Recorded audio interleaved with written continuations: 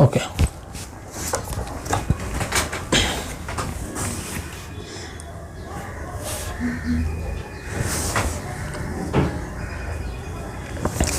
So hello guys, welcome back.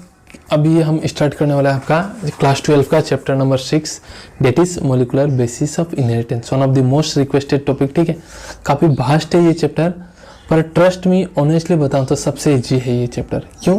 क्योंकि इस chapter में हम सिर्फ पढ़ने वाले एक्सपेरिमेंट, किसने क्या किया, किसने डीएनए जेनेटिक मटेरियल डिस्कवर किया, किसने बोला, किसने एक्सपेरिमेंटली प्रूव किया। ठीक है, सो इसी तरीके से देखो तो ये काफ़ी इजी है। सो एक्सपेरिमेंटल पार्ट मैं एक्चुअली कॉपी से अपना पढ़ा दूंगा, ठीक है, समझा दूंगा, एंड जो डायग्रामेटिक पार्ट है वो मैं पीपीटी से पढ़ा दूंगा। इसके बाद भी अगर आपको समझ में आया नहीं आया so do let me know. Okay, so चलिए स्टार्ट करते हैं। That is the chapter molecular basis of inheritance.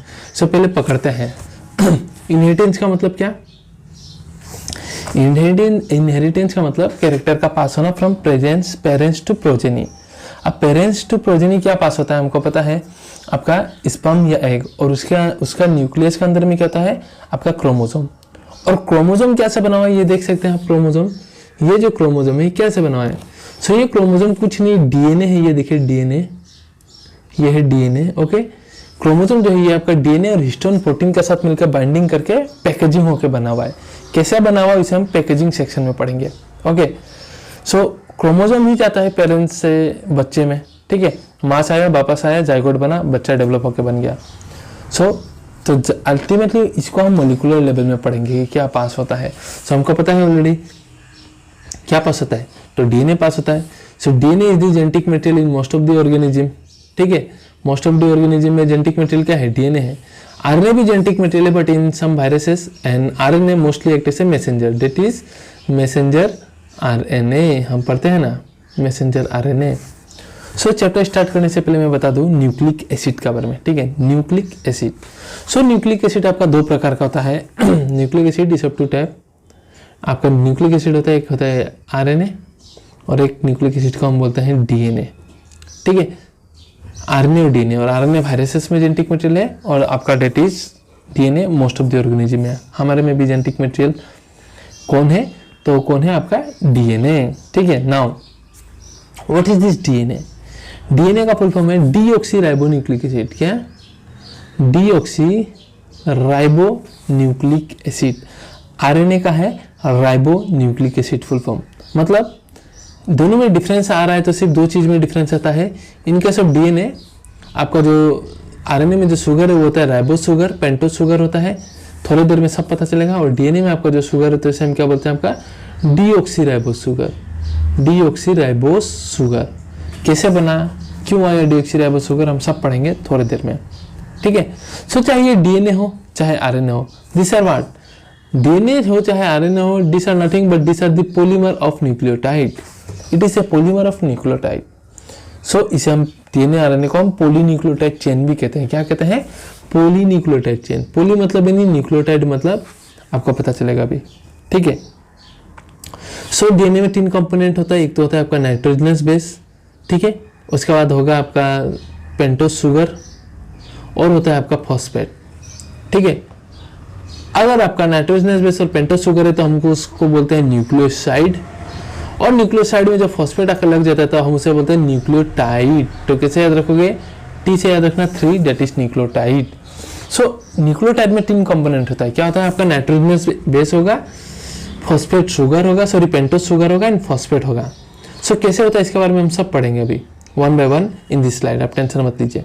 ठीक है, सो ए न्यूक्लियोटाइड हैज ए 3 कंपोनेंट। क्या क्या, ए नाइट्रोजनस बेस, ए पेंटोस शुगर, पेंटोस मतलब 5 कार्बन वाला शुगर।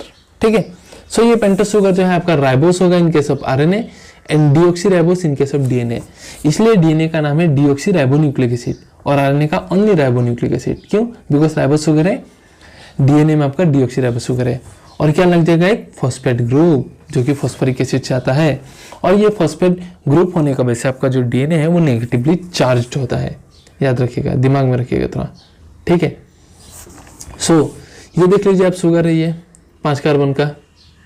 ठीक है, सो दिस दी शुगर, इसमें आपके आगे लग गया ये शुगर है, इसमें आके लग जाता है आपका नाइट्रोजनस बेस, और यहाँ आके लग गया फॉस्फेट। सो कितना कंपोनेंट हुआ, 1 2 3। सो इसे हम क्या बोलते हैं, आपका न्यूक्लियोटाइड, टी से याद रखिएगा 3। और अगर आपका सिर्फ नाइट्रोजनस बेस और शुगर होता है, पेंटोस शुगर कोई भी, तो आप क्या बोलते हैं, nucleoside.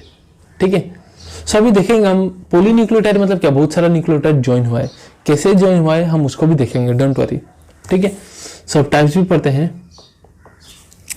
So nitrogenous bases are of 2 type, purine and pyrimidine. क्या, प्यूरिन एंड पायरिमिडिन। प्यूरिन में आता है आपका A G, that is adenine and guanine. क्या क्या, एडिनाइन एंड गुआनाइन। और पायरिमिडिन में आता है आपका कट। क्या आता है आपका, कट, याद रखिएगा। साइटोसिन, यूरासिल एंड थायमिन, ये सब नाइट्रोजनस बेसिस है। इसे क्यों नाइट्रोजनस बेसिस कहा गया, बिकॉज यहाँ नाइट्रोजन होता है। सो आप नोट डाउन कर लीजिएगा, in case of purine nitrogen का पोजीशन होता है आपका 1379। और आप स्ट्रक्चर देख के भली भांति समझ गए होंगे कि it is A 9 member ring, 9 member का रिंग होता है आपका प्यूरिन। और पायरिमिडिन आपका 6 मेंबर रिंग होता है, जहां आपका नाइट्रोजन का पोजीशन होता है सिर्फ 1 और 3 में। कहा में, 1 और 3 में। And in case of purine आपका नाइट्रोजन पोजीशन याद रखिएगा 1379। ठीक है, क्लियर है। सो आरएनए और डीएनए में डिफरेंस कहाँ आता है कि आरएनए में आपका होता है, डीएनए में आपका होगा adenine, guanine, cytosine and thymine.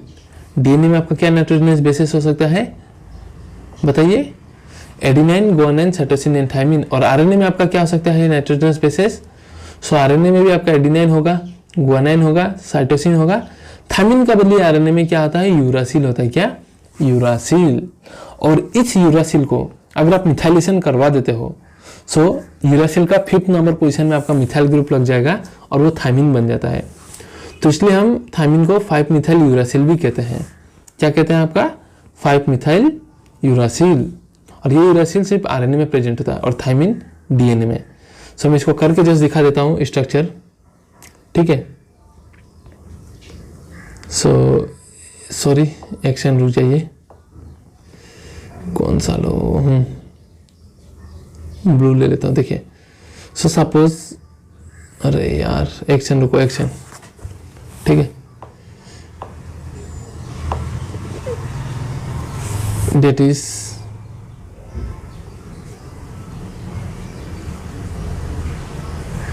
ठीक है, ये आपका हो गया यूरासिल। क्या, यूरासिल। अब इसका अगर मिथाइलेशन करवाते हो आप, मिथाइलेशन, तो मतलब मिथाइल ग्रुप लगेगा, कहाँ लगेगा आपका, ये एन नाइट्रोजन है। ठीक है, ये नाइट्रोजन 1 नंबर और 3 नंबर पोजीशन में इनके सब पायरिमिडिन। सो इसको मिथाइलेशन करने से, तो यूरासिल था, देखो अभी भी यूरासिल है। मिथाइलेशन करने से क्या होता है आप बताइए, मिथाइलेशन करने से आपका ये 5वां नंबर जो कार्बन है ना, यहाँ में आकर मिथाइल ग्रुप लग जाता है और यही हो गया मेरा थायमीन। क्या हो गया, थायमीन। सो आप इसको आप क्या बोल सकते हो, 5 नंबर पोजीशन में क्या लगा है आपका, मिथाइल। तो आप इसको क्या बोल सकते हो, 5 मिथाइल यूरासिल। थायमीन को 5 मिथाइल यूरासिल बोल सकते हो कि नहीं, ऑब्वियसली। सो ये हमें बोल के रखवा है। ठीक है, सो नाइट्रोजनस बेसिस क्लियर होगा, आई होप।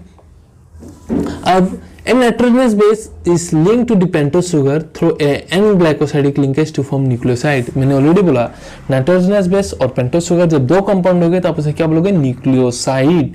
और अगर ये 5वां नंबर में आके फॉस्फेट लग जाएगा तो आप उसे क्या बोलोगे, न्यूक्लियोटाइड। ठीक है, सो ये जो और ये पेंटोस शुगर का 1 नंबर में पोजीशन से आके नाइट्रोजनस बेसिस आके जुड़ता है। और कौन सा बॉन्ड से जुड़ेगा, जुड़ने से ऑब्वियसली कुछ तो बॉन्ड होना पड़ेगा। सो उस बॉन्ड का नाम है एन ग्लाइकोसाइडिक लिंकेज, याद रखिएगा। ठीक है, और अगर फॉस्फेट आके हमेशा 5 नंबर कार्बन में जुड़ता है, कहाँ, 5 नंबर कार्बन का OH के साथ रिएक्ट करके फॉस्फेट जुड़ जाएगा। और इस बॉन्ड को हम क्या बोलते हैं, एस्टर बॉन्ड बोलते हैं। क्या, एस्टर बॉन्ड। क्या बॉन्ड बोलते हैं, एस्टर बॉन्ड। सो जब फॉस्फेट लग गया तो आप ये क्या हो गया आपका, न्यूक्लियोटाइड। क्या हो गया, न्यूक्लियोटाइड। क्यों, टाइप से याद रखिएगा, टी से याद रखिएगा, 3 कंपोनेंट है इसमें, nitrogenous base, pentose sugar and आपका फॉस्फेट। सो नाउ अब कैसे न्यूक्लियोटाइड बनता है वो थोड़ा देख लेते हैं, और थोड़ा न्यूक्लियोसाइड का नाम देख लेते हैं कि अगर न्यूक्लियोसाइड हुआ तो किसका क्या नाम होगा। ठीक है, सो अगर आपका नाइट्रोजनस बेस अगर आपका एडिनाइन है, नाइट्रोजनस बेस एडिनाइन है, और पेंटोस शुगर तो पेंटोस शुगर ही रहेगा। डीएनए में डीऑक्सीराइबोस शुगर, आरएनए में राइबोस शुगर। सो उस न्यूक्लियोसाइड को आप बोलोगे in case of RNA adenosine. ठीक है, एडिनाइन प्लस शुगर। और डीएनए में बोलोगे उस न्यूक्लियोसाइड को डीऑक्सी एडिनोसाइन, बिकॉज डीएनए में डीऑक्सी शुगर होता है, डीऑक्सी राइबोस शुगर होता है, ठीक है। सिमिलरली गुआनाइन को गुआनोसाइन, deoxy गुआनोसाइन, cytidine, deoxy cytidine, uracil को यूरासिल और फॉस्फेट अगर रहा तो uridine and deoxy thymidine, sorry deoxy thymidine, ठीक है। अगर डीएनए में तो यूरासिल होता नहीं है तो क्या बोलोगे आप, डीऑक्सी थाइमिडीन, थाइमिन होता है। यूरासिल होगा इनके सब आरएनए, थाइमिन हो गया इनके सब डीएनए। क्लियर है, नाम देख लीजिएगा थोड़ा, कभी पूछ देगा। नाउ अब यह न्यूक्लियोटाइड अब किसे बोलेंगे, जब 5 नंबर में आपका क्या फॉस्फेट जुड़ेगा with the help of the क्या बॉन्ड, एस्टर बॉन्ड। और पेंटोस शुगर में नाइट्रोजनस बेस जुड़ा आके with the help of N glycosidic linkage. So since तीन कंपोनेंट है तो इसको क्या बोलेगा आप, न्यूक्लियोटाइड। अब डीएनए हो या आरएनए इसी का पॉलीमर है, क्या है, पॉलीमर। पॉलीमर मतलब क्या, बहुत सारा न्यूक्लियोटाइड। सो कैसे जुड़ा हुआ है देखिए, मैं दिखा रहा हूं अभी आपको, थोड़ा स्पेस नहीं हो रहा, मैं फिर भी यहाँ दिखा रहा हूँ। डेट इज ओके, या इट्स गुड नाउ। छोटा सा और थोड़ा बड़ा कर लेता हूँ, रुको, वेट वेट वेट, और बड़ा हो गया क्या, ओके ओके ना, देखिए बस समझना, ठीक है। यहाँ में अभी क्या होगा आपका, मैं और एक न्यूक्लियोटाइड बना रहा हूँ, यहाँ शुगर हो गया, यहाँ नाइट्रोजनस बेस आ गया 1 नंबर पोजीशन में, ठीक है। और ये 5 नंबर में क्या हो गया, फॉस्फेट जुड़ गया, क्या जुड़ा हुआ है यहाँ, फॉस्फेट जुड़ा हुआ है। अब ये जो 5 नंबर में मेरा दूसरा न्यूक्लियोटाइड, ये न्यूक्लियोटाइड 2 है और ये न्यूक्लियोटाइड 1 है। पॉलीन्यूक्लियोटाइड मतलब क्या, बहुत सारा न्यूक्लियोटाइड आपका आपस में जुड़ा हुआ है, कैसे जुड़ेंगे। सो पहले तो फॉस्फेट है कि 5 नंबर जो दूसरा शुगर है आपका न्यूक्लियोटाइड है, उस 5 नंबर के साथ क्या बॉन्ड बनेगा, एस्टर बॉन्ड बनेगा, क्या, एस्टर बॉन्ड, ठीक है। अब ये फॉस्फेट क्या करेगा आपका, ये फॉस्फेट आपका जो नेक्स्ट न्यूक्लियोटाइड है उसका 3 नंबर में OH रहता है, उस 3 OH के साथ जाके बॉन्ड बना लेगा, और ये भी क्या बॉन्ड होगा, तो एस्टर बॉन्ड होगा, क्या, एस्टर बॉन्ड होगा। सो 2 न्यूक्लियोटाइड आपका कैसे जुड़ा है आप खुद बताइए। पहला फॉस्फेट है आपके आके ये न्यूक्लियोटाइड 5 नंबर वाले से जुड़ा, 5 नंबर कार्बन एक न्यूक्लियोटाइड का, और दूसरा न्यूक्लियोटाइड का 3 नंबर कार्बन से जाके जुड़ा। सो यहाँ में एक एस्टर बॉन्ड से जुड़ा और यहाँ में एक एस्टर जोन से जुड़ा। कितना एस्टर बॉन्ड हुआ, 2 एस्टर बॉन्ड। तो इसलिए हम कहते हैं 2 nucleotides are joined with the help of phosphodiester bond. Phosphate 2 बार एस्टर बॉन्ड बना रहा है, वही बोल रहा है, ठीक है। ये फॉस्फेट इसके साथ 5 नंबर कार्बन के साथ 5 डेज कार्बन के साथ एक न्यूक्लियोटाइड का बॉन्ड बनाया और 3 डेज कार्बन के साथ दूसरा न्यूक्लियोटाइड के साथ बॉन्ड बनाया विद द हेल्प ऑफ इधर भी एस्टर उधर भी एस्टर। सो फॉस्फोडाइएस्टर बॉन्ड, डाई मतलब 2, ठीक है। सो ये इसका कंसेप्ट। सो इस तरीके से 2 न्यूक्लियोटाइड जुड़े विद फॉस्फोडाइएस्टर बॉन्ड, फिर से उसका नीचे और एक न्यूक्लियोटाइड आएगा with the help of phosphodiester bond. So बन गया भाई मेरा डीएनए बाय आरएनए, ठीक है। So in RNA each nucleotide has an additional OH group at 2' position. तो आरएनए में आपको पता है, आरएनए और डीएनए में शुगर में क्या डिफरेंसेस होता है बेसिकली, तो वो भी बता देता हूं मैं, दोनों में शुगर में डिफरेंस क्या होता है, ठीक है। सो ये हो गया पेंटोस शुगर आपका, मतलब 5 कार्बन का, ये 5वां कार्बन है CH2OH, OH, ठीक है। यही एक रीजन बता देता हूं मैं आपको। सो इन कोर्स ऑफ इवोल्यूशन आपका क्या, हम लोग का जो डीएनए ना, इन कोर्स ऑफ इवोल्यूशन हम लोग का जो डीएनए है OH। सो पहला बात तो कार्बन, पेंटोस शुगर का कार्बन का लेबलिंग हम करते हैं 1', 2', 3', 4' and 5'।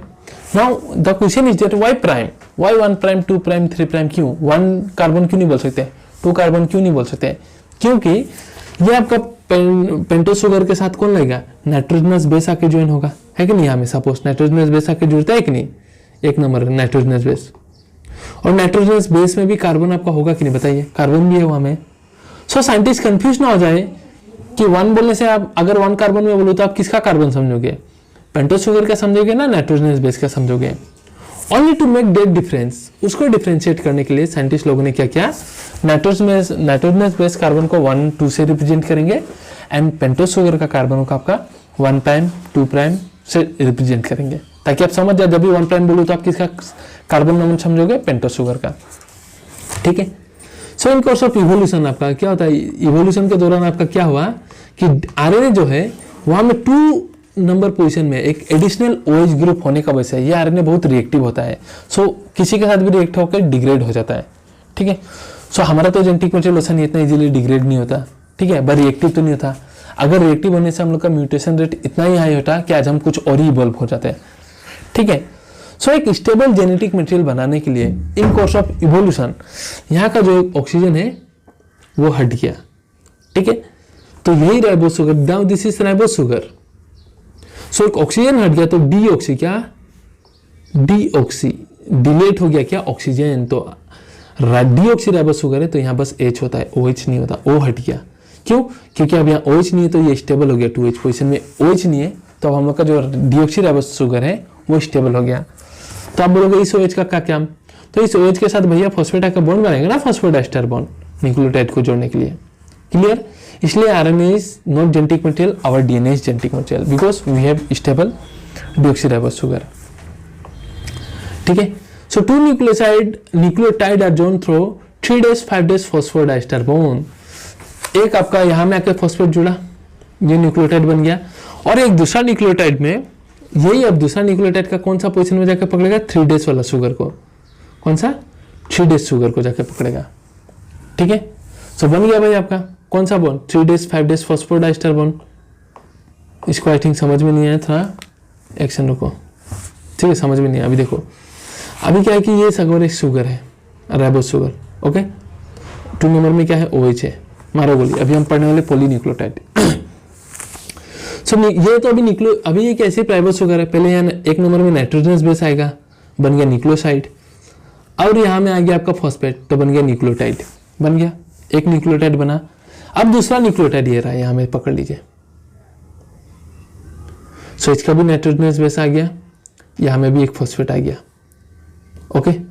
Now how this bond will go and join, ये दो न्यूक्लियोटाइड अब कैसे जुड़ेंगे, ये जो फॉस्फेट है इसका 3 नंबर पोजीशन में जो OH था उसके साथ ऐसा बॉन्ड बनाएगा। इधर में ऑलरेडी एक एस्टर बॉन्ड बना ले, इसके साथ भी एस्टर बॉन्ड बना लेगा, हो गया भाई फॉस्फोडाइस्टर बॉन्ड। तो आप क्या बोलोगे, किससे बनाया, एक 5 days के साथ बनाया कार्बन के साथ, और दूसरे न्यूक्लियोटाइड का 3 days के साथ बनाया, वही बोलते हैं, वही यहाँ बोल रहे 3 days 5 days phosphodiester bond to form dinucleotide.